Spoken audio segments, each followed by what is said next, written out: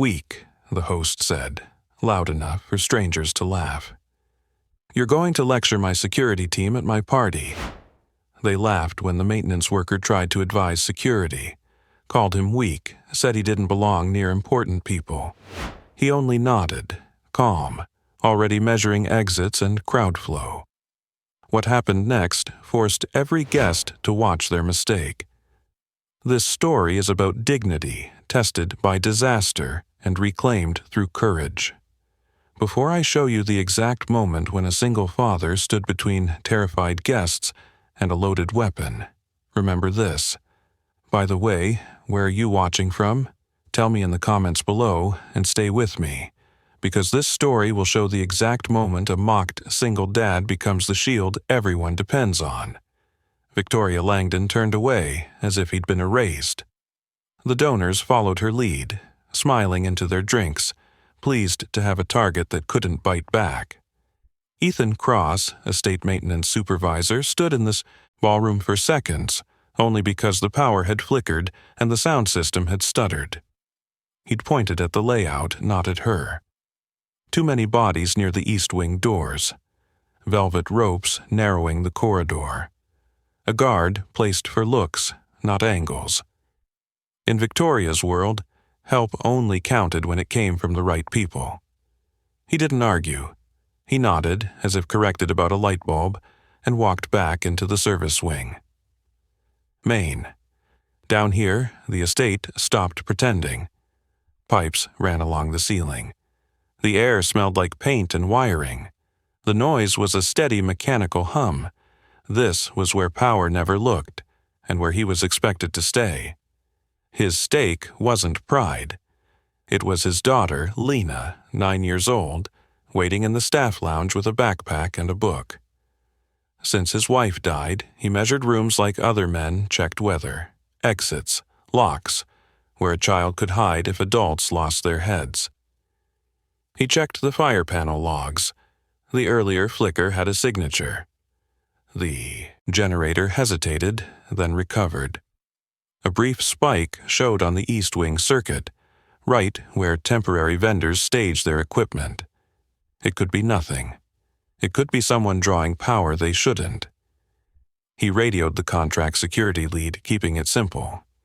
East corridor's a bottleneck, he said. If the crowd shifts, you'll lose movement. A tired reply came back. We've got it. He let it go. People who felt important hated being warned. He walked to the staff lounge and opened the door a crack. Lena's legs swung under a folding chair. She looked up and searched his face first, like it was a map. Did they say the mean thing again? She asked. Some folks talk big, he said, staying calm for her. Door stays locked. If you hear an alarm, you go to the back office and bolt it. You remember the code? She nodded, serious now. He touched the top of her head, then pulled the door shut until it clicked. He returned to the East Wing service. Corridor. A sealed crate sat behind drapes near the lighting gear. It wore an event sticker, but the placement felt wrong, too convenient, like someone wanted it close without looking obvious. His skin tightened with an old instinct he didn't like to name. He didn't open the crate. He adjusted the environment instead. He slid a velvet rope aside to widen the service passage. He unlatched a side door that should have been clear anyway. Small actions, quiet preparations, the kind of work that looked like nothing right up until it saved someone. He paused at the stairwell and listened, not to the music but to the building. Footsteps upstairs, voices clustering, then spreading. He pictured the ballroom like a clean diagram. Angles, sight lines, choke points, cover. Years ago, another set of corridors had taught him what crowds did when they smelled danger. He hadn't worn a uniform in a long time, but his hands still remembered rules. Isolate the threat. Protect the innocent. Keep a child behind you. Never let panic pick the route. He inhaled once, slow, and checked his radio. If anything broke loose, he would be the first to move. Upstairs, the quartet climbed into a brighter piece, and the room answered with applause. The sound carried down the stairwell, thin and far away. Then the music faltered. A muffled thump rolled through the walls. Not a dropped tray, not a bass note. Something heavy, followed by a sharp crack that made the hair on his arms rise. The fire panel erupted into a full alarm. Ethan moved before fear had time to arrive. He turned toward the ballroom, already counting steps, already choosing where he would stand when the crowd started running. He reached the top of the stairwell just as the fire alarm strobed red across the ballroom ceiling. Guests froze mid-movement, dresses shimmering under the shifting lights, conversation collapsing into startled murmurs. The quartet stopped playing altogether, their instruments hanging silent as everyone turned toward the nearest exit, unsure which way to move. The air shifted first. Fear has a sound, a vibration, and he caught it immediately. The east wing doors were already jammed, a knot of guests trying to squeeze through a passage too narrow for the crowd. Exactly the bottleneck he had warned about. The alarm blared again, louder, and the lights flickered with a sharp crack. That noise, the second one, was wrong. Not electrical, not mechanical. It dug under his ribs like a memory he'd spent years bearing. Ethan didn't hesitate. He stepped forward, moving against the flow of bodies, threading through people who didn't even register him as more than another staff member trying to do his job. Victoria stood on the raised platform near the front, her face tight with confusion, as she waved at her security detail. They weren't reacting fast enough. They were waiting for confirmation, for protocol, for orders. When something truly dangerous begins, delays multiply like fire. He took 2 steps toward the bottleneck, scanned the floor for hazards, and raised his voice just enough. "Open the line," he said to the nearest guard. "Rope comes down, people go wide." The guard hesitated. "Sir, we're awaiting." "Do it," Ethan said, firm but controlled. "You're about to get crushed if you don't open that space." The guard saw something in his eyes, certainty, not authority, and unhooked the velvet barrier. Guests spilled into the new space, air finally moving again. It bought seconds. Seconds mattered. Victoria finally spotted him. Her expression flashed irritation first, then recognition. "You," she called out. "Stop interfering." He didn't look at her. "Your east wing has a service corridor they can move through safely. Keep the crowd away from the main exit until we know what caused that noise." Victoria stiffened. "My security will handle." The third sound came then. A sharper one. A sound that cut through music, through alarms, through denial itself. A gunshot. Screams ripped across the ballroom as people flung themselves behind tables, clutched their partners, dove toward anything solid. The quartet scattered. Shoes skidded on polished floors. Crystal shattered. Ethan felt the shift the instant the shot echoed. Panic. Pure and blinding. And panic, left unchecked, kills faster than bullets. He grabbed the nearest table and flipped it on its side to create cover for a group of guests crouching low. "Stay down," he told them. "Keep your hands visible. Don't run blind." Victoria's security team finally snapped into motion, radios alive, hands reaching for holstered weapons. But they were too far from the initial breach point, and the crowd between them and the east wing was thick with people crying, crawling, tripping over each other. Ethan scanned the room, searching for Lena. She wasn't here. She was safe in the staff wing, locked behind the reinforced door. He'd made sure of that. The relief came and went in a heartbeat. Now he focused on the variable he could control, the path of danger. He moved low and fast across the floor until he reached the edge of the east corridor. A woman clutched his sleeve, trembling. "Is it real? Is someone actually—" "Yes," he said quietly. "Stay with the group behind you." He eased toward the corridor, keeping to the wall. Voices echoed, one voice in particular. A man shouting, angry, unpredictable. The intruder was close, maybe only a dozen feet inside. There wasn't time to wait for security to build a formation. The layout of the east wing came back to him in perfect clarity. The junction split in 3 directions, and if the intruder pushed past that point, he could reach the kitchens, the staff lounge, or, God forbid, the children's activity area set up for donors' families. He couldn't let that happen. Ethan knelt, checked the floor for anything useful, found nothing but broken glass. He edged forward, listening to every nuance of movement. The intruder's steps were uneven, agitated. Not trained, not steady, someone on the brink. Behind him, Victoria shouted orders at her guards, but her voice shook. She'd finally grasped the reality of the danger, but she didn't know how to manage it. She wasn't built for moments like this. He leaned back toward the ballroom and called to the nearest guard. "Cut the lights in the east junction," he said.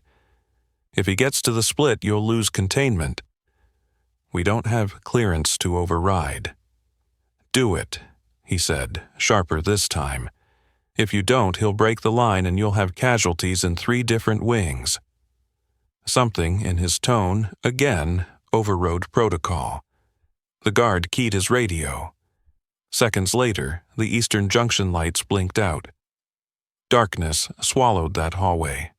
Good. Advantage reclaimed. He stayed low, sensing movement ahead. The intruder paced, muttering, the sound bouncing off the narrow walls. Ethan waited for the cadence of steps to line up with what he needed. A turn, a hesitation, the shoulder angle that would tell him the man wasn't aiming at the ballroom. A small, terrified sob behind him snapped him back.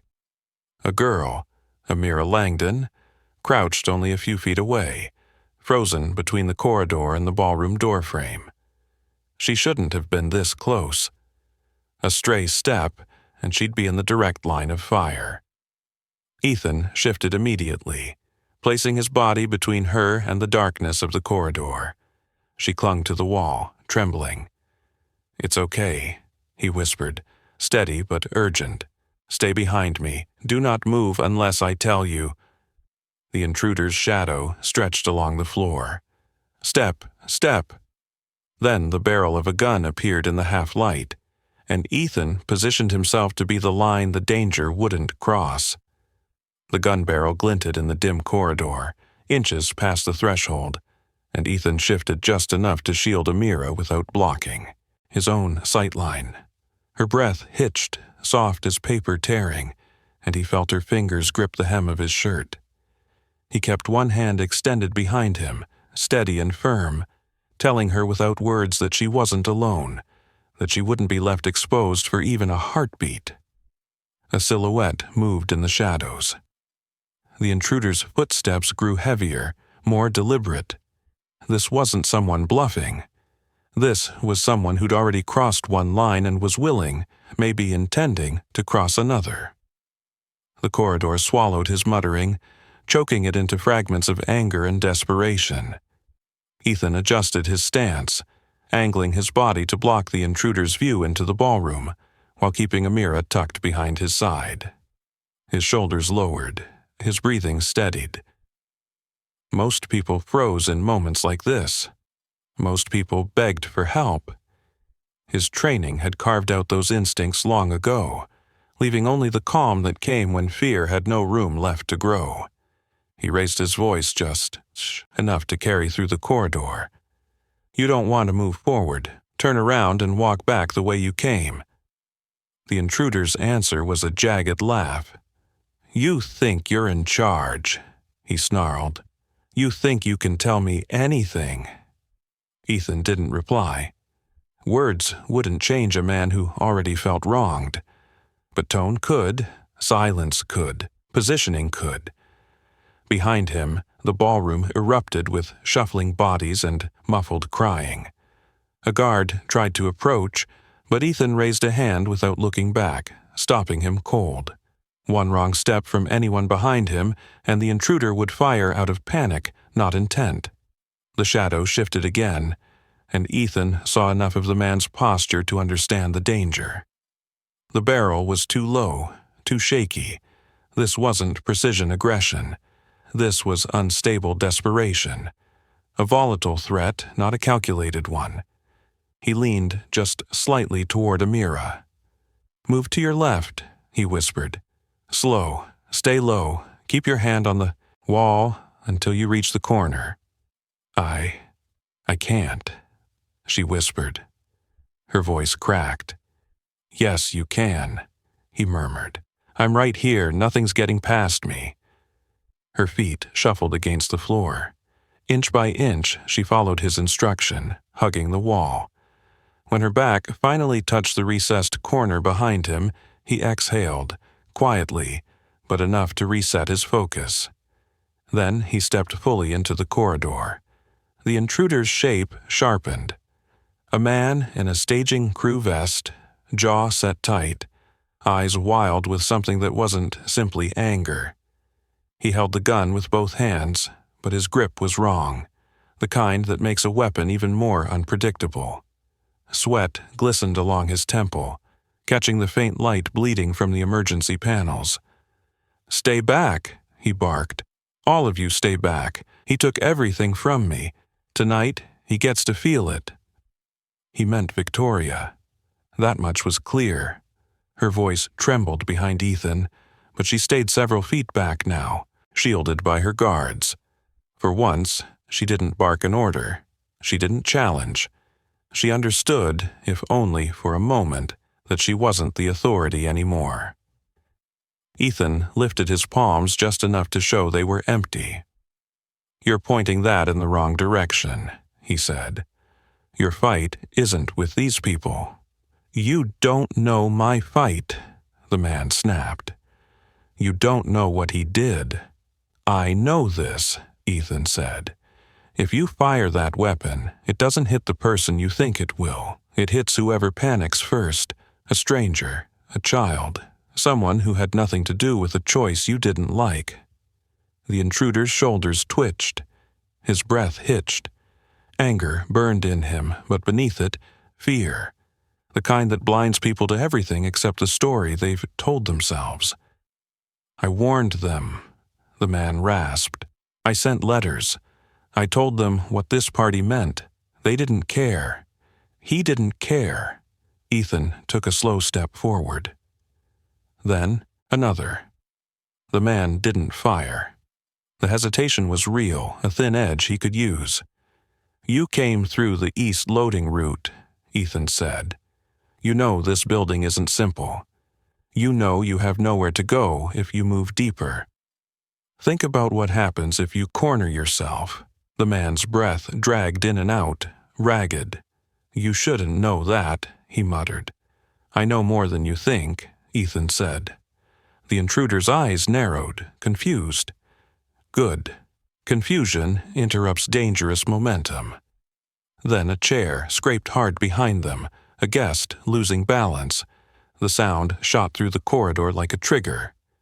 The gun swung toward the ballroom. Ethan moved instantly. He shoved his shoulder into the man's arm, driving the barrel upward a split second before the shot fired. The bullet splintered a ceiling panel, raining plaster. The recoil jerked the intruder sideways, stumbling. Ethan seized the moment, grabbing the man's wrist with both hands, twisting just enough to redirect the weapon without breaking bone. The intruder screamed, half pain, half rage. They slammed into the wall. The gun clattered to the floor, skidding toward the ballroom threshold. A guard sprinted forward, but Ethan barked, "Don't shoot, there's civilians in the line." The command froze everyone, because he didn't sound like maintenance anymore. He sounded like a man who had done this before. The intruder clawed at him, swinging wildly. Ethan absorbed the blows with his forearms, redirecting rather than trading hits. He forced the man down, pinning his shoulder against the wall with controlled pressure. The ballroom went silent. 100 terrified eyes stared at the man they'd mocked hours ago. Ethan pressed the intruder's hand flat to the floor, securing him. He didn't look victorious. He didn't look furious. He looked steady, like someone reclaiming a part of himself he'd tried to bury. More guards rushed forward. 2 secured the man. 1 retrieved the weapon. Victoria exhaled shakily, clutching her chest. Ethan finally stepped back, scanning the room for Amira. She was still tucked behind the corner, shaking but unharmed. He nodded once, reassurance, promise, connection. Then he turned his head toward the ballroom as the next wave of panic began to ripple through the crowd, because this wasn't over yet. He'd seen the power flicker earlier. He knew the crate behind the drapes hadn't been moved, and he had the sinking certainty that the first threat was just the beginning. For a moment, there was only the echo, gunfire still ringing in the bones of the ballroom. Guests crouched behind overturned tables, gripping one another with trembling hands. Victoria stood frozen, her eyes darting between her daughter, Ethan, and the subdued intruder. But Ethan wasn't looking at her. His attention was already locked onto the East Wing again, the place where everything had started to unravel minutes earlier. The first attacker had been reckless, unstable, impossible to negotiate with. But he hadn't planned the power spike Ethan saw earlier. He hadn't placed that crate in the wrong position. He hadn't set off the first fire alarm. This man was a catalyst, not the architect. Ethan inhaled once, steadying himself. The crowd's relief after the takedown sang too loudly. People wanted to believe the danger had passed, but danger rarely arrived in isolation. He moved quickly to Amira first. She hadn't taken a full breath since he stepped into the corridor. Her eyes were wet, her jaw clenched. "Is he gone?" she whispered. "He's not coming back this way," Ethan said. "But you need to stay with your mother's security now." Amira nodded, but her gaze flicked toward Victoria, fear and confusion mixing with a flicker of disappointment. Victoria didn't rush toward her daughter. She gestured sharply for a guard to guide the girl instead. Ethan noted the small detail. People reveal who they are when the mask slips. He turned toward the ballroom doors. A security guard approached, adrenaline stamped all over his face. "Sir, Ethan, whatever your name is," the guard stammered. "We have protocols. We need to escort you out of the active zone." "If you escort me out," Ethan said calmly, "you lose the only person who's seen what's still wrong in this building." The guard blinked. "What do you mean, still?" Ethan pointed down the east corridor. "That man didn't act alone. He didn't breach because he was lucky. Someone created the perfect distraction for him, twice. Once with the power flicker, then the fire alarm. Both events were timed for maximum chaos." Victoria stepped closer. "Are you implying my security missed something?" she snapped. "Yes," Ethan said, steady as stone. "And if you keep arguing instead of listening, you're going to miss the next thing too." Her lips parted in outrage, but something in his tone, something she'd never heard from him before, made her swallow the reaction. "Then tell me," she said carefully, "what's coming next?" He didn't give her reassurance. He gave her the truth. "I don't know, but it's not over." He moved past her, slipping into the east corridor. The emergency lights flickered faintly, buzzing like insects trapped behind glass. The crate he'd noticed earlier remained untouched, sealed with a decal from a staging crew contractor. But the sticker was slightly crooked, off-center. Not enough to notice unless you'd spent your life learning to spot what others ignored. He crouched beside it, ran his fingers along the edges. The tape was cut, then pressed back into place. Whoever had opened it had been careful, too careful. He radioed the guard he trusted most. "I need confirmation," he said. "Did your team screen every equipment delivery today?" "We checked the ones on the main load-in list," the guard replied, and the auxiliary list there was a tense silence. "We didn't receive one." Exactly what he feared. He rose to his feet and scanned the corridor. The air felt denser here. Wrong. The kind of wrong he used to feel before breaching a building in hostile zones. Quiet danger brewing behind manufactured calm. Footsteps approached behind him. Victoria's voice echoed off the narrow walls. "What did you find?" He didn't look back. Something staged, something planted, something meant for later. Her breath hitched. "Later," she repeated. As in the first attack wasn't the real one," Ethan said. A tremor shivered through the floor, faint but unmistakable, like weight shifting above them. He glanced up at the ventilation grates. A soft metallic clink echoed, and dust drifted slowly downward. Someone was moving in the vents. Someone bigger than rodents or small equipment cases. Someone who didn't care about the noise anymore because they'd already crossed every boundary they needed. Ethan turned sharply. "Shut down all vent circulation now," he radioed. "We don't have access without authorization from—" "Override it," he snapped. "Right now." The guard hesitated, then keys clattered over the line as commands were punched in. The vents exhaled one last gust before falling still. Silence seeped into the corridor, heavy and expectant. Victoria stared at him. Why would someone come through the vents? "For elevation," he replied. "They could cross the estate without touching the floor. Avoid cameras, avoid patrols, avoid detection entirely." Her face paled. "So, where would they go?" He didn't soften the answer. "Anywhere people feel safest. Anywhere your security assumes they're protected." Realization spread slowly across her features. The children's area. Ethan was already moving. He ran, shoes pounding against the polished floor, darting through service routes that bypassed the panicked crowd. He knew every shortcut, every blind turn, every route that didn't require pushing through terrified donors. He reached the staff wing in seconds, the halls eerily quiet compared to the chaos behind him. He reached the lounge door where Lena waited. The sight of it hit him like a fist to the chest. His daughter. The children's area. A second intruder, a plan unfolding. He scanned the ceiling. A vent grate hung loose, barely, but enough. His voice dropped to a tight whisper. "Not on my watch." He reached for the keypad to open the door, only to freeze when the light flickered red instead of green. The override system had been locked. From inside the lounge came a small sound. A shuffle, a whimper. Lena, and a second sound, heavier, not hers.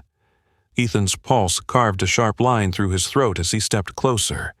Every instinct sharpened into a single truth. The real threat was here.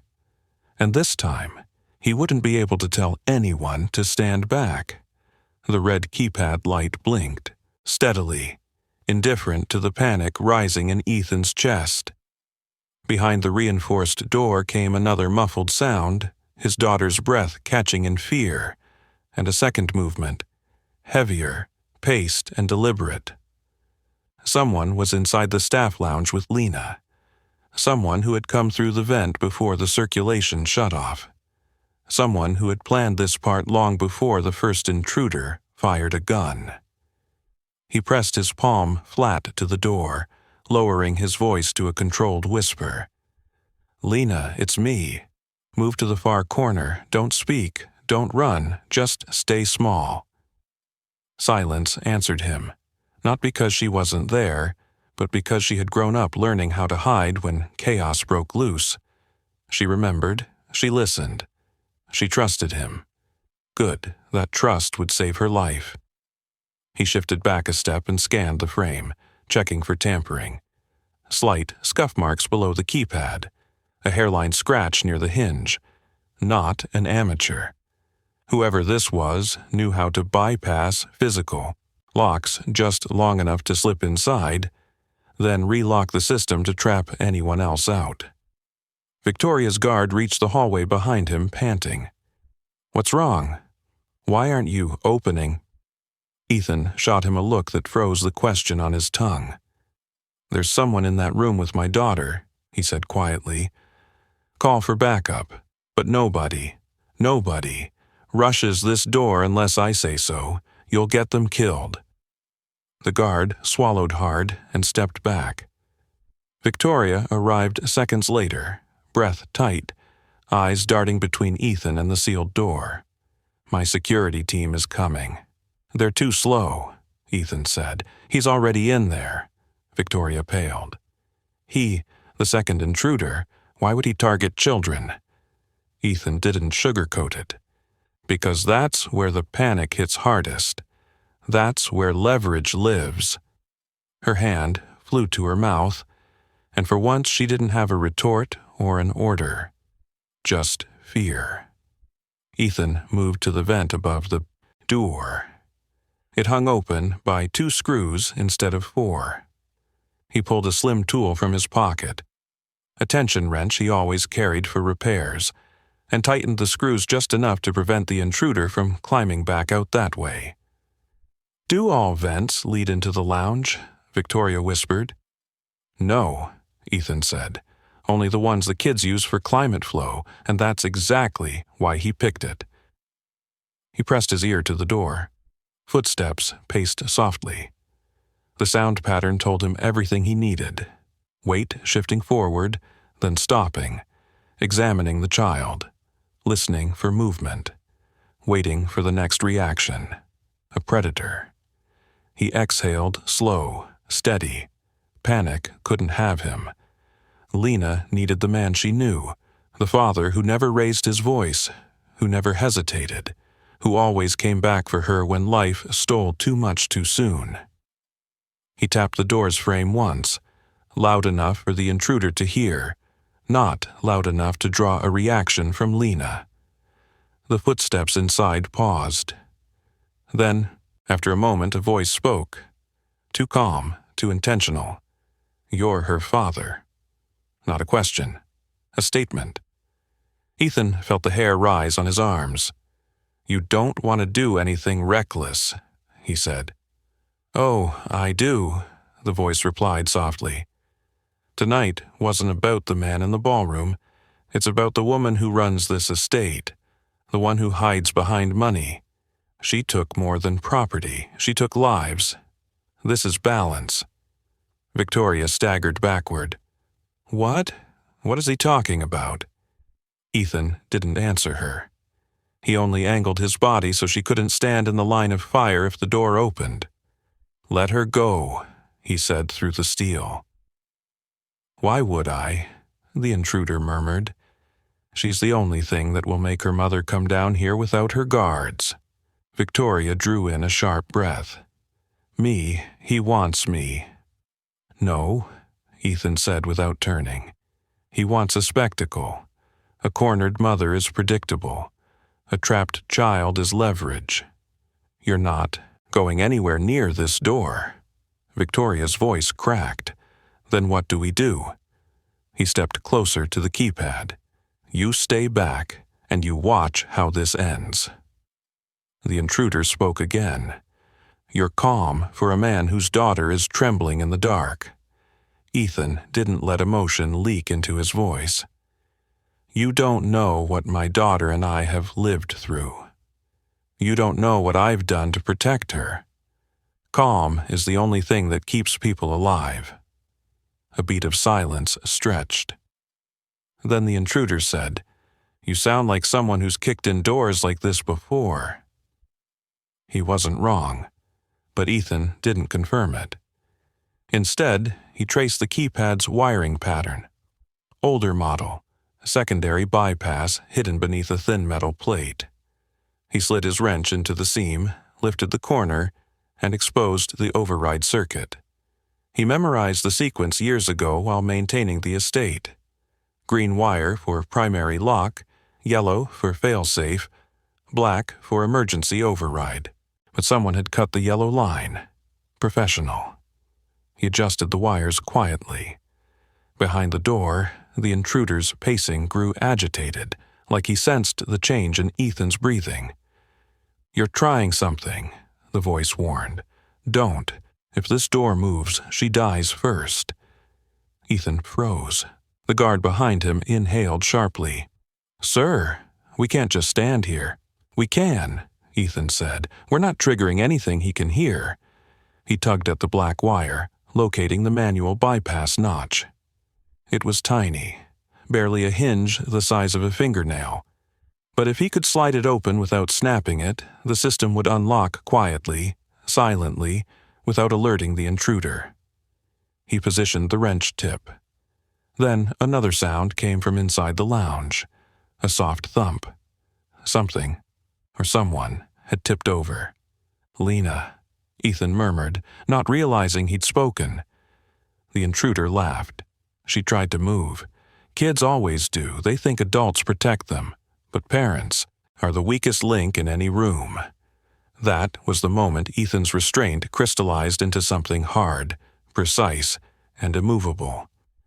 He angled the wrench, one breath, one motion, one perfect slide. The bypass clicked silently. The keypad light flicked from red to a dim, nearly invisible green. The door was now unlocked. He placed his hand on the handle, but didn't push it yet. Timing would decide everything. Behind him, Victoria whispered, "What happens now?" Ethan's voice was quiet. "Now I get my daughter back." Ethan kept his hand on the door handle, muscles coiled but mind unnervingly still. The intruder was only a few feet away, separated from him by steel and timing. One mistake on either side and the room would turn into a disaster zone. He listened. Every scrape, every breath, every shift of weight in the lounge. The silence between movements was the map he needed, the only one he trusted. Behind him, Victoria hovered several steps back, torn between terror and the need to understand what was happening. Her guard stood beside her, gun raised but shaking, waiting for instructions only Ethan seemed capable of giving. They both knew it. Whatever authority she carried upstairs meant nothing here, not against someone willing to harm a child. Ethan leaned close to the door, keeping his voice steady. "I'm opening it slowly," he said. "No surprises, just me." The intruder laughed again, quiet, almost entertained. "If you do, she dies. I'll make sure of it." "You won't," Ethan replied, "because you're calculating. You don't waste leverage, and hurting her ends your plan immediately." A long breath came through the steel. Then, "You talk like a man who's negotiated standoffs before." Ethan didn't answer. He didn't need to. His silence was an answer of its own. He shifted slightly, examining the small gap beneath the door. The intruder's shadow drifted left, then right, then paused. Not close enough to attack. The door, when it opened. Not far enough to lose track of Lena. A dangerous middle. Ethan had seconds, no more. He angled his foot, bracing his weight. His other hand tightened on the handle. He pushed. The door swung inward 2 inches. Instantly, a heavy object slammed into it from the inside. Not enough to shut it fully, but enough to send vibration up his arm. The intruder had thrown something, a chair, maybe, trying to force him back without exposing his position. Ethan didn't retreat. He caught the door with his shoulder, absorbing the impact. "Bad idea," the intruder hissed. Ethan didn't respond. He pushed again, this time deliberately slow. The door moved another inch. Through the crack, he saw the corner of the overturned chair, one leg broken. A shape crouched behind it, the intruder, using it as minimal cover. He adjusted the angle of the door, widening the view without giving the intruder a clean attack lane. He'd done this before. Too many times in too many ruined rooms. He spotted Lena. She sat pressed into the farthest corner, knees tucked under her chin, her backpack half unzipped as if she had tried to reach something inside before stopping. Her eyes found his through the narrow opening, wide, glistening, pleading, but she didn't move or cry out. Good. She remembered everything he taught her. The intruder's voice drifted toward him. You're thinking 3 steps ahead. That's going to get your daughter hurt. No, Ethan said quietly. It's what's going to keep her alive. He gave the door one final nudge, enough to widen the view but still narrow enough to prevent a lunge. The intruder crouched lower, gripping something metallic, a utility knife from the repair cart, likely taken when he came through the vent. His face was flushed with adrenaline, eyes darting between Ethan and the trembling child behind him. You open that door any farther, the man whispered, and I cut the kid first, Victoria gasped behind Ethan, a sound sharp enough to slice the air. He raised one finger without looking back, telling her to stay silent. He measured the man's stance. Foot placement unstable, elbow angle poorly aligned, shoulders tense, grip too tight. This wasn't someone trained in close combat. This was someone desperate, someone whose rage was outpacing technique. Ethan needed one distraction, just one, to shift the balance. He glanced sideways without moving his head. In the corner of the lounge lay a metal toolbox, its lid ajar from the earlier commotion. If he could get the intruder's eyes on anything but him for even half a second. He exhaled slowly. Listen to me, he said. You're cornered. There's no exit behind you, no vent, no door, and the only leverage you think you have is a child who has nothing to do with the fight you're trying to pick. She's related to the woman who ruined everything, the intruder spat. Close enough. No, Ethan said. She's related to me. Those words finally made the intruder falter. You're her father, he repeated. Ethan nodded once. And that means I will walk through you if I have to. But I'd rather not. So step back now while you still can. The intruder's jaw tensed. He wasn't giving up, but he moved, not backward, forward. Knife raised. Ethan struck instantly. He slammed the door inward with full force, catching the intruder's wrist against the frame. The man cried out, grip loosening. Ethan shoved harder, wedging the forearm between steel and jamb, pinning it painfully. The knife dropped. Ethan burst into the room in the same motion. The intruder lunged with his free hand, swinging wildly. Ethan absorbed the hit with his forearm, twisted the man's arm downward, and drove him to his knees. The man struggled, snarled, thrashed, but every movement cost him leverage.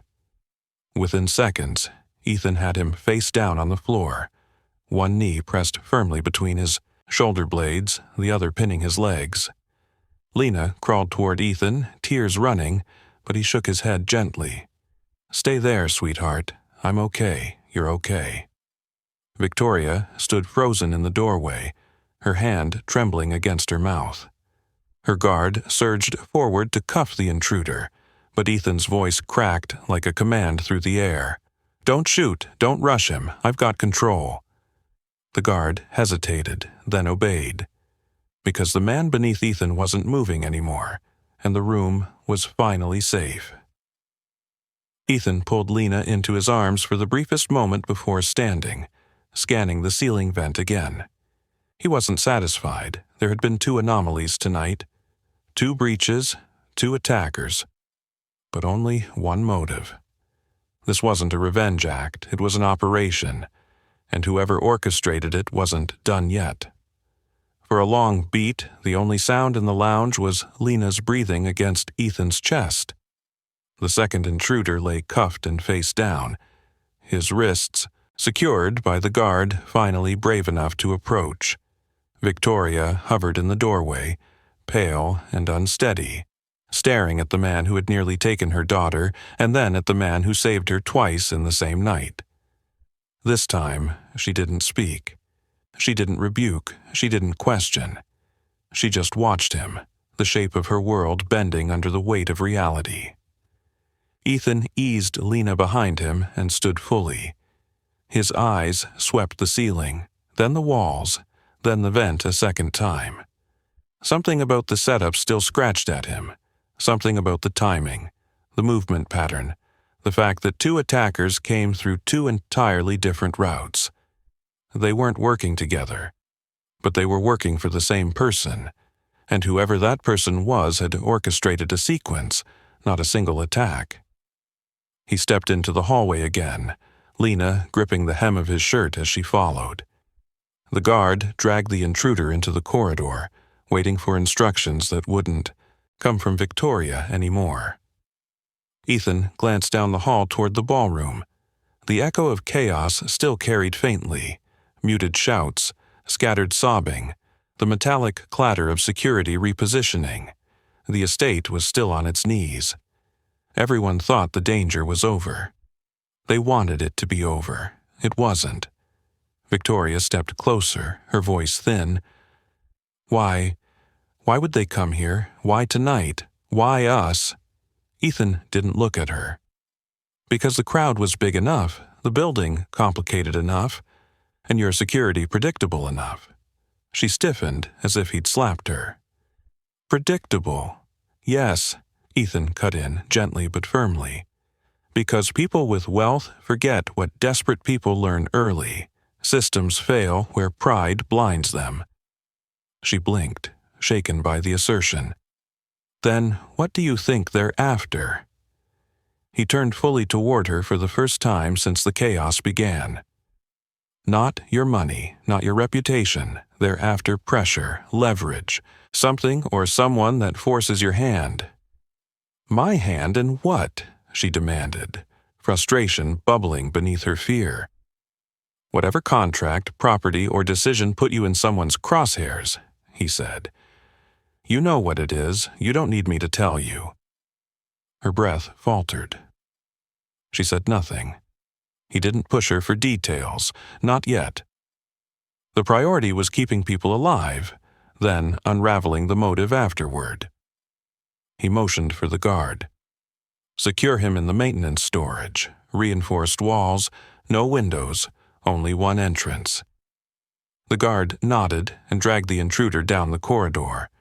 Victoria watched them disappear, arms crossed tightly as if holding herself together. So, what happens now? Now we find what they left behind, Ethan said. Because two attackers means a third step. A third, she repeated weakly. What step? He didn't sugarcoat it. The part that forces evacuation or traps people where they're easiest to control. She looked horrified. You think they planted something? I think they hid something, he corrected.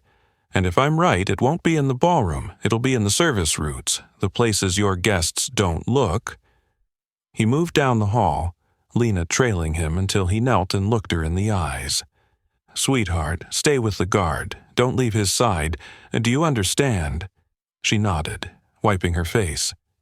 Come back, she whispered. I always do, he murmured, brushing her cheek before standing again. He strode into the junction where the vents met above the staff lounge. The light flickered once, another sign of interference. He scanned the edges of the walls, the floor, the ventilation grate. Then he spotted it, scuff marks near the base of the molding, faint but too deliberate to be accidental. He crouched. A panel, a hidden service hatch. He ran his hand along the seam, applying pressure until the panel clicked open. Behind it lay a narrow crawl space, filled with old wiring and hyping, Nothing unusual at first glance, but deeper in the dark, something glinted. A device, rectangular, compact, taped to a beam. Victoria gasped behind him. "Is that—" "A motion trigger," Ethan said, voice low. "You wired your estate for luxury. Someone rewired it for disaster." "What does it do?" she breathed. "I don't know yet," he said, "which is why nobody gets near it." He pulled out his flashlight and angled it carefully along the device. Hand assembled. Wires trimmed by someone precise. Not a bomb, at least not in the conventional sense. No detonator housing, no heat signatures. It looked like a relocator. Something meant to shift alarms, reroute signals. Then it hit him. "They weren't trying to kill people," he said slowly. "They were trying to blind your entire security system for 20 minutes at a time." Victoria reeled. "Why?" "So the real intruder could move without detection," he replied. "Someone who didn't come through the front. Someone who didn't use vents. Someone who came dressed like staff. Blended into the chaos and is still in the building right now."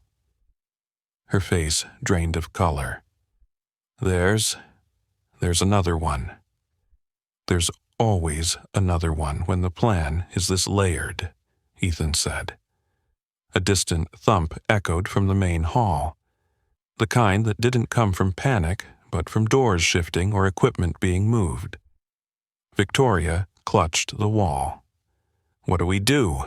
Ethan straightened, eyes sharpening. "We stop the third intruder before he reaches the central control room," he said. "Because if he gets there, he can lock every exit in the estate." That broke Victoria's composure entirely. My God. He moved past her, steps already quickening. "Get your guards on the ballroom doors. Nobody leaves. Nobody scatters. Panic plays into his hands. I'll intercept him." "Alone," she whispered. He didn't turn around. "I'm the only one who knows where he's going." Lena's voice called faintly behind him, soft, scared, trusting. "Daddy." He looked back long enough to meet her eyes and say everything without words.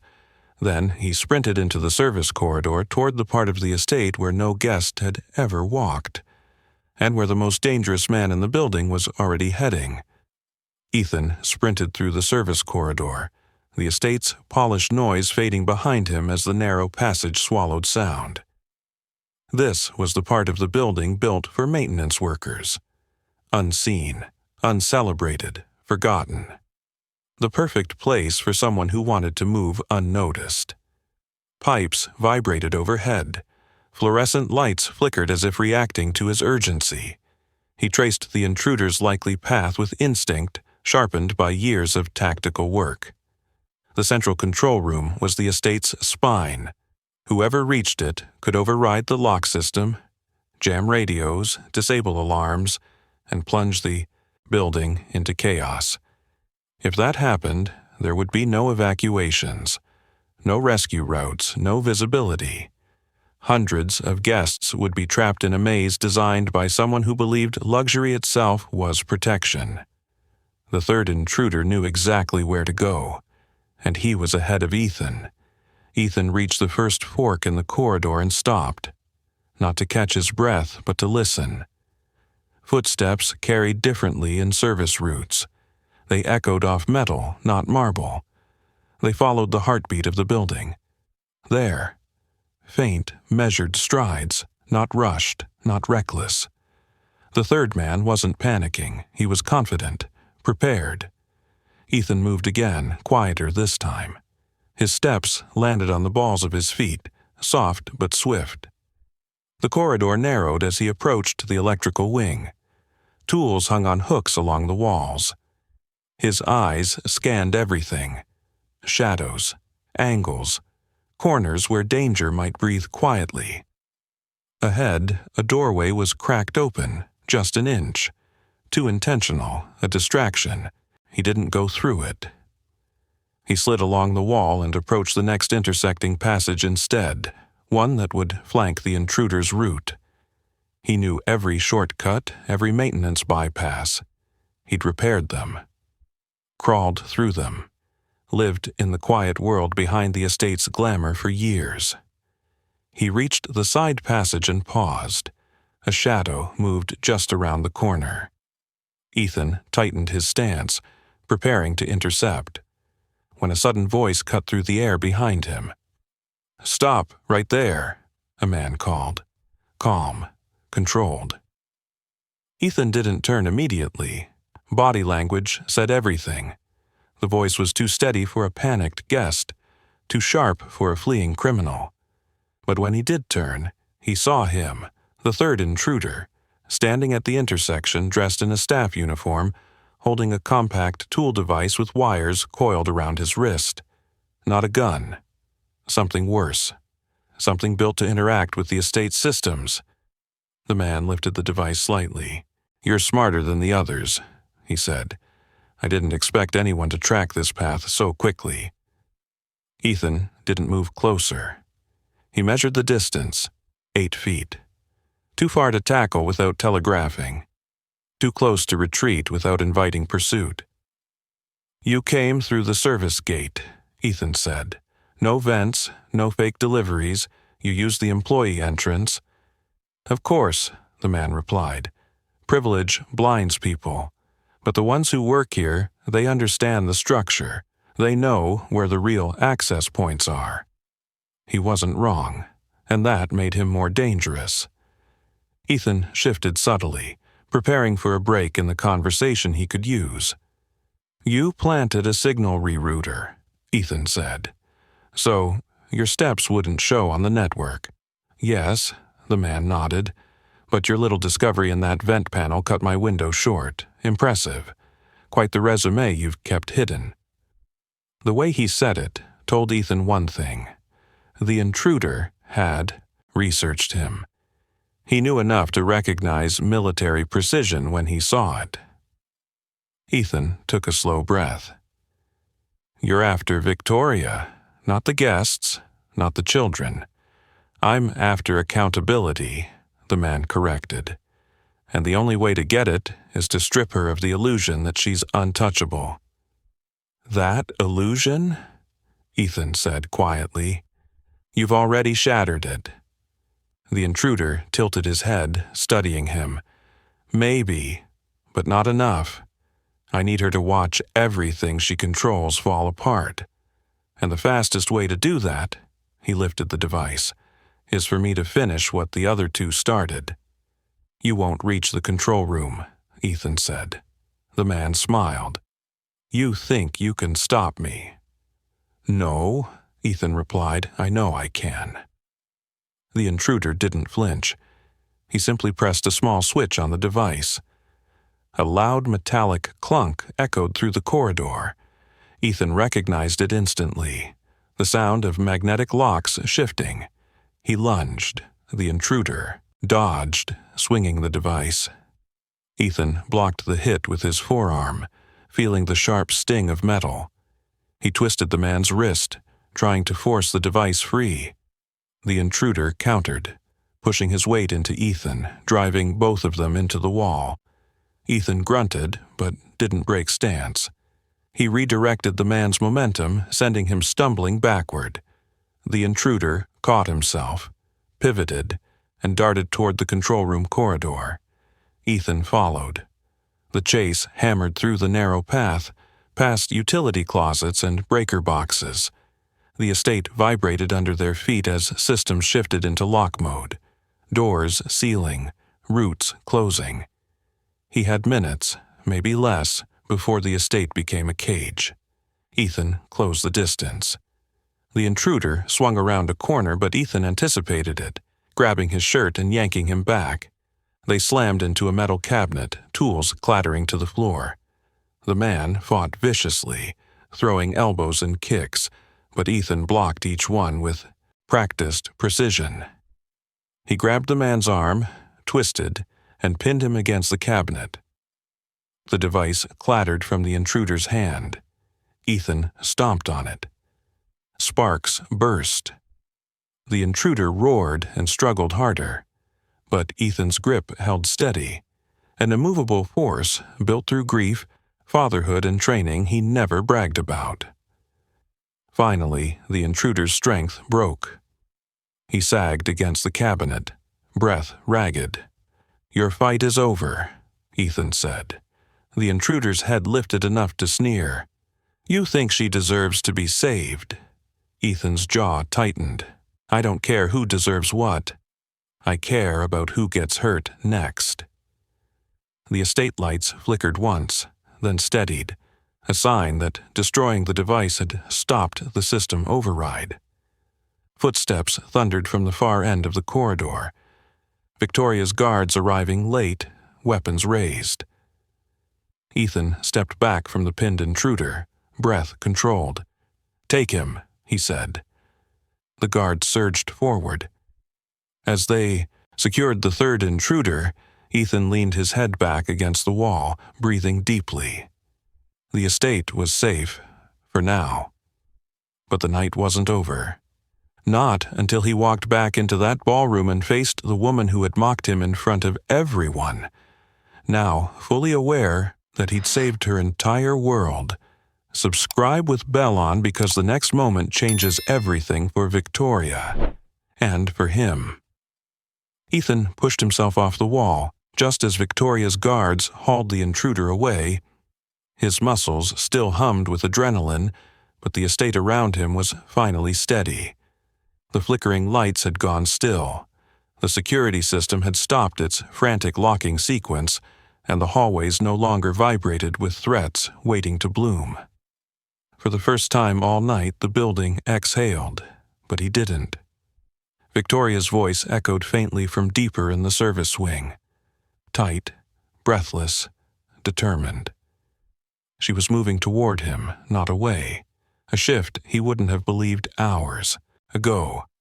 He walked toward the junction that led back to the main corridors, brushing dust and metal shavings from his hands. Sweat clung to his hairline, not from fear but from focus. Fighting 3 attackers in an unfamiliar estate would have broken most people. Tonight, he'd done it while checking the hall for his daughter's safety every 30 seconds. He reached the corner just as Victoria rounded it with her head of security and 2 guards. Her face was streaked with sweat and makeup, her hands shaking slightly, but her posture, always rigid before, was bowed by something different now. Humility, maybe, or shock at seeing the man she dismissed as weak standing upright, while her trained staff struggled to keep pace. She stopped in front of him, chest rising and falling. "Is it over?" she whispered. "For now," Ethan said. The third intruder was the one coordinating the others. "They're all in custody." Her shoulders dipped as if she'd been carrying the estate, on her back all night. "My God," she breathed. You stopped him before he reached the control room." "Yes," Ethan replied simply. Her eyes glistened, not with relief, but with a dawning realization. If he'd gotten inside, he could have locked every exit, Ethan finished, then triggered a panic and used it for leverage. The first attacker was a diversion. The second was emotional pressure. The third was operational. Their goal wasn't killing, it was containment. Victoria's voice dropped. "Containment, to force me to negotiate." "You know why," Ethan said. She looked away, jaw tightening. I made decisions that affected the wrong people. Tonight was revenge." "No," Ethan corrected gently but firmly. "Tonight was retribution mixed with strategy. There's a difference." She closed her eyes for a moment, absorbing that truth. Then she opened them again and looked up at him. Really looked at him, as if seeing him for the first time without a filter of status or assumption. "I misjudged you," she said softly. Ethan didn't respond. He wasn't here for apologies. He was here because the estate still had frightened people trapped inside. He stepped past her. "We need to clear the ballroom, calmly. No panic or people will get trampled. Your guards need to form a funnel, block both wings and guide everyone toward the south exit. Victoria blinked. My guards listen to authority. They'll listen to competence tonight, Ethan said. Trust me. She did, without arguing, without hesitation. That alone marked the transformation beginning.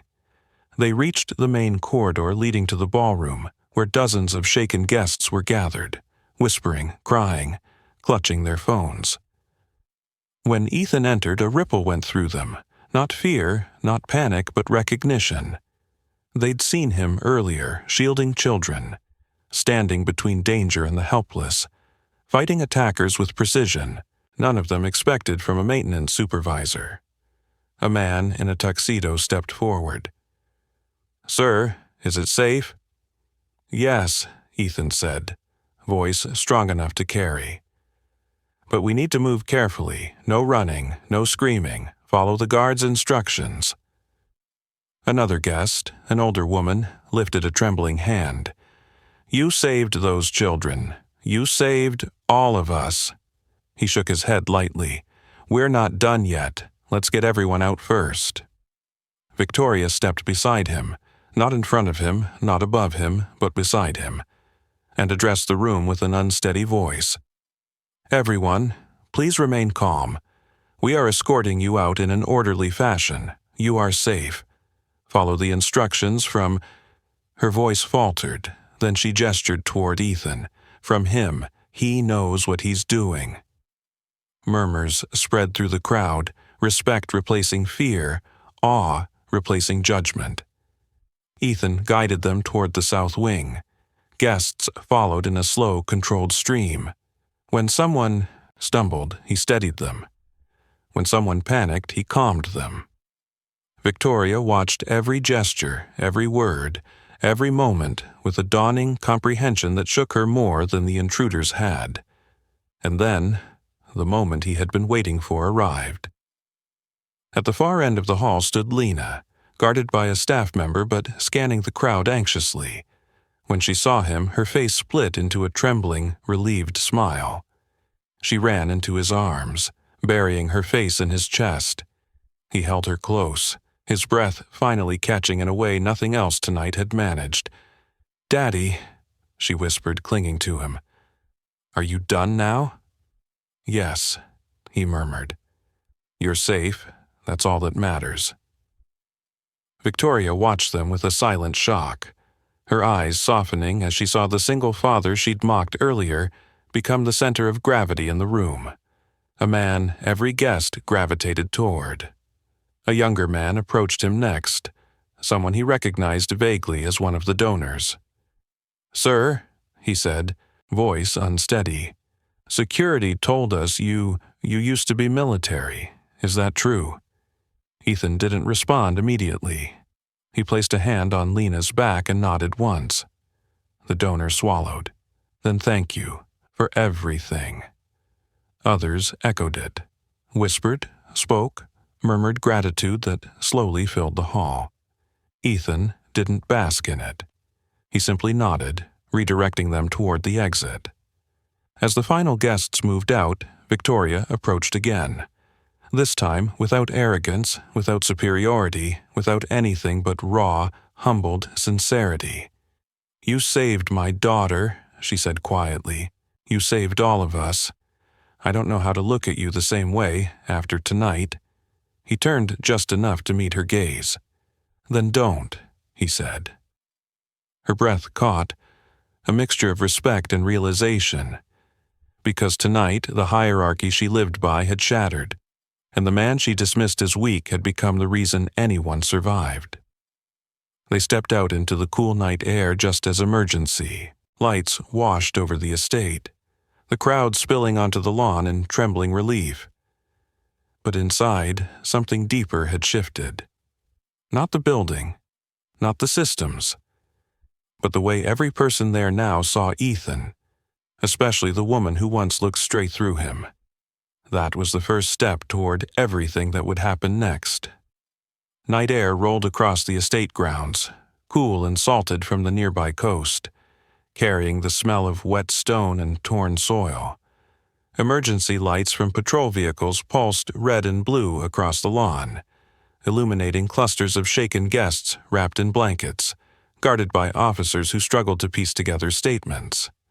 But despite the chaos scattered across the property, one detail stood out to everyone. Ethan wasn't with the crowd. He wasn't sitting on the grass trembling or being treated for shock. He was standing apart, steady, watching the final transfers of the intruders from estate custody to law enforcement. He didn't hover protectively over anyone except his daughter, whose hand he held gently but firmly. Victoria approached slowly, as if stepping into a different gravity.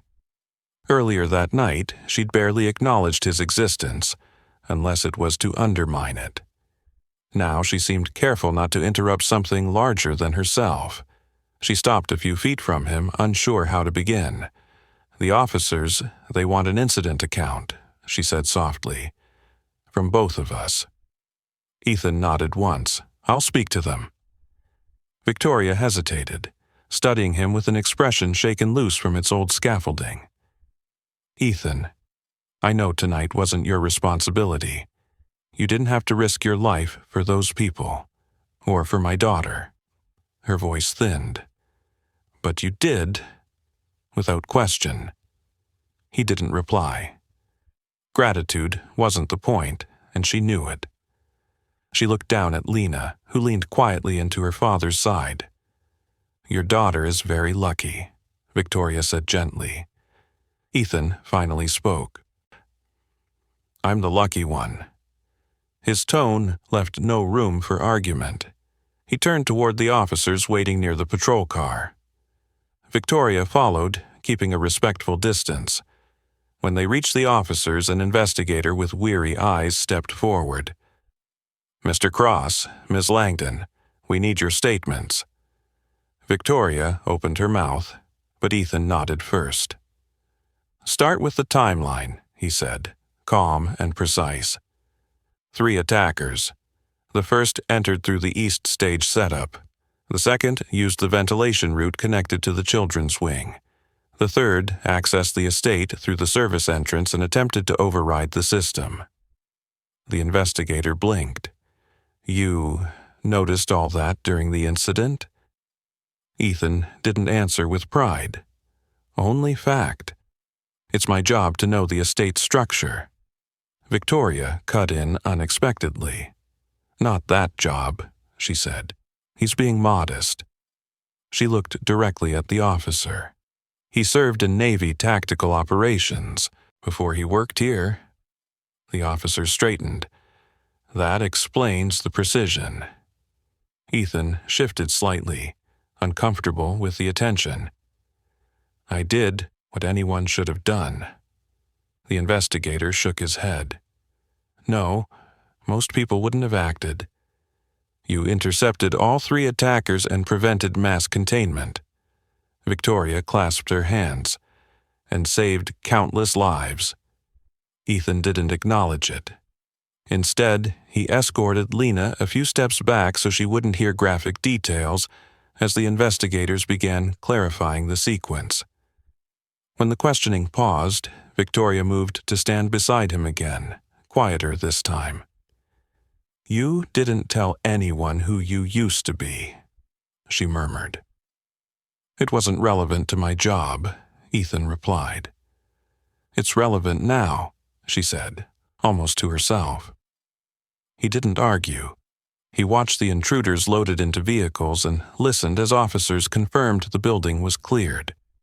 His grip on Lena loosened slightly as the tension in his body finally began to unwind, but his eyes stayed sharp.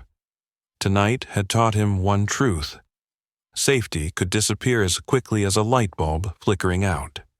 Eventually, the crowd thinned as guests were escorted to their cars.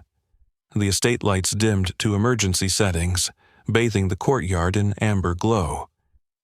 When the last officer stepped back toward the main gate, Victoria approached again, more certain this time. "Walk with me," she said quietly. Ethan didn't answer immediately. He looked down at Lena. "Stay by the fountain," he told her gently. "I'll be right where you can see me." She nodded and moved toward the stone fountain, sitting on the edge where the lights reflected off the rippling water. Victoria waited until Ethan stepped beside her before speaking. "I keep replaying it," she said. "Everything you did tonight. Everything I didn't see earlier. You had your own crisis," Ethan said simply. "No," she whispered. "I had my pride." They walked across the courtyard where champagne glasses had rolled during the evacuation. Victoria's heels clicked softly against the stone, an echo of the earlier party, now hollow in the aftermath. "I thought control meant having the right people in the right uniforms," she admitted. "But real control is what you showed." She swallowed. "Calm, strategy, courage." He didn't respond. She stopped walking. "Ethan, I owe you more than thanks." Her voice cracked slightly. "I owe you an apology." He turned, but only enough to face her words, not to demand them. She exhaled slowly. "What I said to you, how I treated you. It was cruel, it was ignorant, and if you had walked away, my daughter might not be alive right now." He held her gaze, steady. Apology accepted. A tear escaped down her cheek, quickly brushed away. Not vanity, just exhaustion finally catching up with her. "I want to do something else," she said. "Something real, something that reflects who you are. The estate is reevaluating its security leadership." She paused. "I want you to take charge." Ethan blinked, not surprised, but thoughtful. "Security leadership? You've been doing the job already," she said. "You just weren't given the authority." He didn't answer immediately. Lena sat across the courtyard, kicking her feet lightly, counting the ripples with her fingers. "I'll think about it," he finally said. Victoria nodded. She'd expected that. "And Victoria," he added quietly, "the people you lead tonight saw everything. They won't forget it, or how quickly things fall apart when pride outruns preparation." She closed her eyes briefly. "I know." When she opened them, the weight in her expression had changed. She wasn't just a shaken host or a wealthy CEO anymore. She was a woman who'd glimpsed the cost of arrogance and the value of humility. Ethan looked toward his daughter. "It's late," he said softly. "I'm taking her home." Victoria nodded. "Of course." He walked away, crossing the courtyard toward Lena, toward the reason he survived everything before this night and everything after. And as he lifted her into his arms, the estate lights dimmed behind them, casting the final shadows of a hierarchy that no longer existed. The night wasn't about who held status. It was about who held the line. Ethan carried Lena through the courtyard toward the guest parking lot. Her arms wrapped around his neck, her cheek resting against the steady rise and fall of his breathing. She was exhausted in that way only children can be after surviving fear. Quiet, clinging, but alert enough to keep one hand curled into his shirt so he wouldn't disappear. He walked with a calm that didn't quite touch the tension in his spine. Not yet. Not until he got her off this estate and back to a place where walls didn't hide intruders and ceilings didn't whisper danger. Victoria watched them cross the courtyard, a silent figure framed by emergency lights. She didn't stop him, didn't attempt another apology or justify anything. She only watched, understanding that the story she needed to tell next wasn't for him. At least not yet. It was for the dozens of shaken guests waiting at the front line of police tape, whispering rumors about the man who fought off 3 attackers with nothing but his hands, his training, and his will to protect a child. "Is it morning yet?" Lena whispered sleepily into his shoulder as they reached the parked cars. "Not yet," Ethan murmured. "Almost. But we're safe now." He tightened his arm around her. "We're safe now." He placed her gently in the passenger seat of his old sedan. It looked out of place next to the rows of polished luxury vehicles that filled the estate drive, sleek machines that projected power but offered none when it mattered. His car clicked softly as he buckled her in, and she focused on the sound like it anchored her back in ordinary life. Before he could shut her door, a voice called from behind him. "Ethan, wait." He didn't turn immediately. He finished adjusting the seatbelt so she sat comfortably, then tucked her blanket around her legs. Only then did he face Victoria. She approached slowly, her steps measured, deliberate, like someone approaching the edge of a confession. She looked smaller than she had an hour ago, not in status but in certainty. Everything she thought she understood about power had broken under the weight of reality. "I know you're leaving," she said quietly, "but I need a moment." Ethan didn't step closer, didn't step away.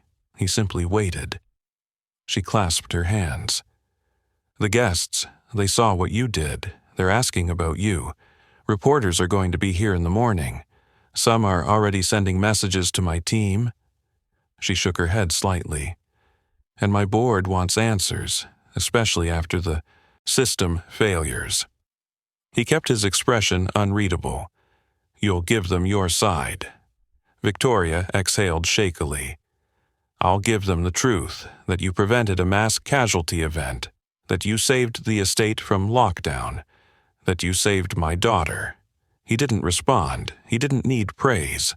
So she continued. "I spoke with my legal team and my board," she said. "We're offering you the head of estate security position, full authority, team selection rights, emergency override access, whatever you need. I want the person who actually protected this place to officially lead it." Ethan studied her for a long moment. Not suspicious, just discerning. Weighing the offer with the quiet gravity of someone who no longer made decisions based on pride or ambition. Someone who had learned long ago that titles meant nothing if you couldn't walk away from a job to tuck your daughter in at night. "It's not a small offer," Victoria murmured when he didn't speak. "It comes with complete housing coverage, full benefits for you and Lena, and protection protocols most employees will never see." He finally spoke. "Why me?" She blinked. "After tonight, how can you even ask that?" He shook his head. "Why do you want me?" Her answer came slowly. "Because I've built a world around me where people tell me what I want to hear, not what I need to hear. A world where competence is overshadowed by status. And tonight showed me how that world fails." Her voice softened. "And how you don't." He didn't look away. She swallowed. "I need someone who sees danger before it appears. Someone who understands structure, strategy, risk. Someone who doesn't settle for the illusion of safety. Someone who won't protect me because of my position but will protect people because it's right." A silence settled between them, heavy with understanding. "It's your decision," she said. "No pressure. Take days if you need. 2. He shook his head gently. "I'll give you my answer now." Her breath hitched. "I'm not taking the job." Victoria's face fell, not insulted but disappointed. "May I ask why?" "Because I didn't fight tonight for a title," he said. "I fought because of her." He nodded toward Lena. "And because it was the right thing to do." Victoria blinked back something like shame or admiration. Maybe both. "But," Ethan continued, "I'll offer something instead." She straightened slightly. "What's that?" "I'll help you restructure your entire security program. Proper training, proper equipment, proper staffing. I'll build you a system that doesn't depend on someone like me being in the right hallway at the right time." Her breath trembled. "You'd do that?" "Yes," he said, "on one condition." Her eyes lifted, hopeful. "Anything." "You listen," he said simply. Even when what I say hurts your pride. Victoria let out a breath that sounded like surrender and relief at once. I can do that. Ethan nodded and stepped back. Then we'll talk tomorrow. He opened his car door and eased into the driver's seat. For the first time all night, exhaustion began to settle into his bones. He started the engine, glanced at Lena, already drifting to sleep, and looked once more at Victoria. She stood under the emergency lights, no longer framed by power but by humility earned in the hardest way. As he drove away, she didn't wave or call after him, but she watched until his taillights disappeared down the estate road. Because tonight wasn't about a man being mocked. It was about a man revealing who he had been all along, and the world finally learning to see him. Ethan drove in silence, the soft hum of the engine wrapping the night in a gentler rhythm than anything the estate had offered. Lena slept curled beneath her blanket, thumb tucked under her chin the way she used to when she was little. Streetlights swept across her face in waves, and each one seemed to peel another layer of tension from Ethan's shoulders. He kept one hand on the wheel and one eye on the rearview mirror, not because he expected danger to follow them, but because vigilance had become muscle memory. Tonight had only sharpened it. When he pulled into the parking space in front of their small apartment, Lena stirred. Her eyes fluttered open. "Are we home?" she whispered. "We are," Ethan murmured. "You're safe." She wrapped her arms around his neck as he lifted her from the car, her breath warm against his collar. He carried her upstairs, each step grounding him back into the world where he belonged. Not the estate, not the chaos, but here, their home, their life, their peace, fragile but real. He tucked her into bed, smoothed her hair back, and watched her settle. She opened her eyes once more. "Daddy, was that the scariest night ever?" He hesitated. Then he brushed a thumb over her cheek. "It's over now, that's what matters." She nodded, satisfied with the answer, and drifted back to sleep. He stayed at her bedside until her breathing deepened, her small hand relaxing into the pillow. When he stepped into the living room, the quiet felt heavier. Not oppressive, just full. Full of everything he hadn't had time to feel while fighting. Full of everything he couldn't say because no one had ever asked. He poured a glass of water, took a long breath, and let the night replay behind his eyes. 3 attackers, 3 routes, 3 near misses. And through all of it, he'd been the one constant, steady, aware, prepared. Not because he wanted recognition, because he had Lena, because losing her was the one pain he'd never risk. His phone buzzed. A message from Victoria. He stared at the screen for a moment before opening it. "Ethan, I know it's late, but the board wants to meet you tomorrow afternoon. For the restructuring, they're ready to give you complete authority over the system redesign." He didn't reply immediately. Instead, he walked to the window overlooking the parking lot and leaned against the frame. Distance made the estate seem smaller, almost insignificant. But tonight had proven something undeniable. The world he had tried to leave behind. The world of danger, strategy, precision. It hadn't vanished.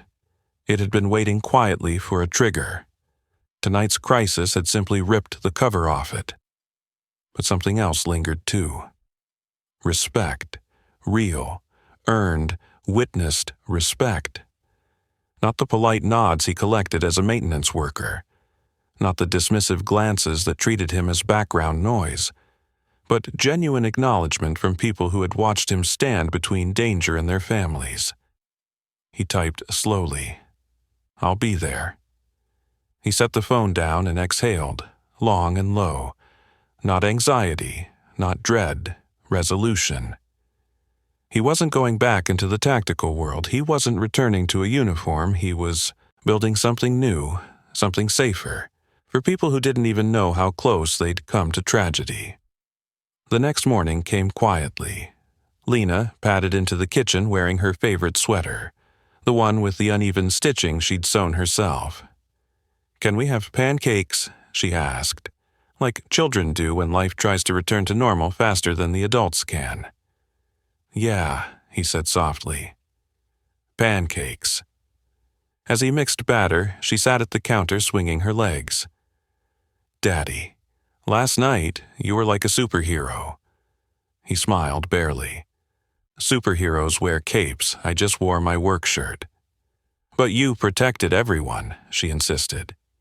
He nodded. "Protecting people is what matters, even when they don't see you." She seemed to take that as an answer big enough to hold on to.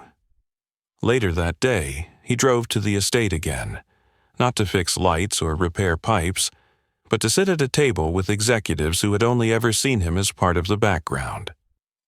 They stood when he entered. They offered him water, not orders. They waited for him to speak. Victoria sat at the head of the table but didn't claim control. Instead, she gestured for him to begin. "Show us what we need," she said. Not as a command, as trust. And Ethan did. He laid out the structural failures, the camera dead zones, the predictable guard rotations, the false security layers. He explained how danger had seeped in through cracks no one bothered to examine because pride had blinded them to reality. And as he spoke, the room shifted. They weren't just listening, they were learning. By the time he finished, even Victoria looked changed, not smaller, not ashamed, but grounded, human. "We'll implement everything you recommend," she said. "No resistance, no debate." Ethan nodded. "Good, because what happened can't happen again." When the meeting adjourned, Victoria walked him to the door. "You changed this place," she said quietly. "And you changed me." Ethan didn't respond. He didn't need to. He stepped outside into the sunlight where Lena waited on a bench with her sketchbook. She waved at him, smiling wide. And for the first time since the night began, he felt everything settle. Not into perfection, but into truth. Tonight hadn't been about a wealthy host or a terrified crowd. It had been about a single dad, dismissed as weak, standing in the exact place where strength was needed most, and proving that real power doesn't shout. It steps forward, it shields, it stands. Now, before we end this journey, tell me the next story title you want. Subscribe and don't miss our next story. Trust me, you'll feel it. And tell me in the comments, what injustice should we tackle next?